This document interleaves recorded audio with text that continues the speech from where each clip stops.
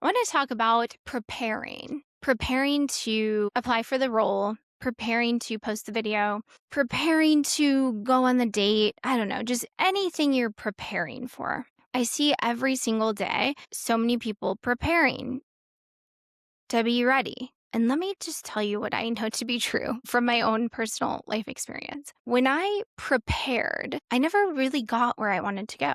But when I made like bold, unreasonable moves, for instance, like when I've applied for jobs that like didn't really make sense, like I'm not even qualified, but whatever. I'm just gonna freaking apply, whatever. That's when doors actually opened. It's very interesting. It's like, do the thing that doesn't even make sense. Just trust yourself. Because when you can step into the unknown more frequently, you have to have a different level of self-trust. For instance, if you go for a job interview and say you're not qualified, then you're going to go in and you're going to have to reach into your tool belt and you're just going to have to find the things that would be applicable, the skills that would be transferable. And you're going to have to speak to those. You're going to have to do that in the moment. Otherwise, it's, probably not going to go very well. But even if it doesn't, then oh well, it wasn't meant to be.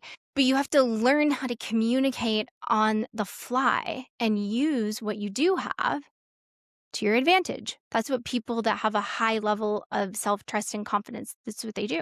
They're not better. They just understand framing, positioning, how to sell the skills they do have.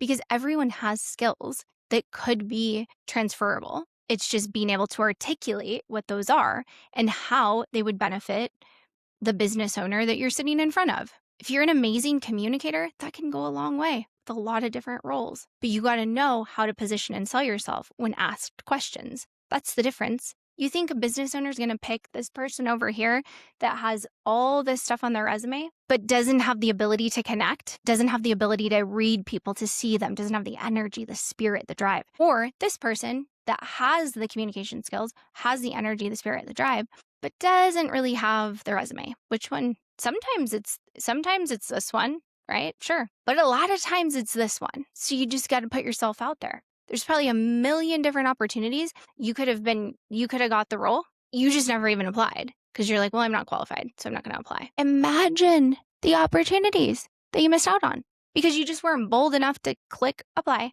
That's the kind of action you have to start taking. Like, just do it. See what happens. Oh, well, if you fail it, whatever. But you're never going to know if you don't try. And then start learning how to articulate what makes you you, what makes you unique, what makes you different, and how you can apply different skills to different things. One of my friends told me one time, she's like, I can't do, when you work in a company and you have like your different roles. And she was just only putting herself in one role. This is my specialty. That's all I can do. But I'm like, no, you could do this, this, and this. Like you have the skill set that would transfer over into that role, that position. No, I only do this. Okay, well, who's more valuable? Person that can do multiple things or the person that's only good at one? Positioning. But that's how we're conditioned to think. Put yourself in a little box, stay in your box, don't leave the box, don't go outside of it, don't be bold, just conform. And I just am telling you, challenge that belief because life could be so much bigger if there wasn't a box, there wasn't a lane you had to stay in.